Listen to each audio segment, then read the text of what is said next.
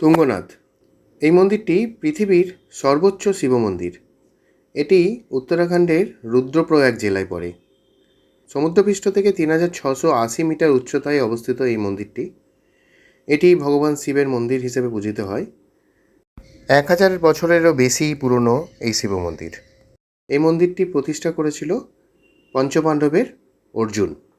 এখানে ভগবান শিবের হৃদয় ও বাহু পুজো করা হয়ে থাকে। আমাদের টোটাল 5টা কেদার আছে।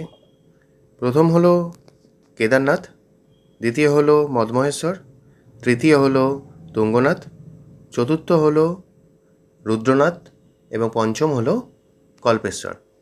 তো এই তুঙ্গনাথ মন্দির হলো তৃতীয় কেদার। এখানে আসতে গেলে আপনাকে চোপতা থেকে 4 কিলোমিটার ট্রেক করে আসতে হবে।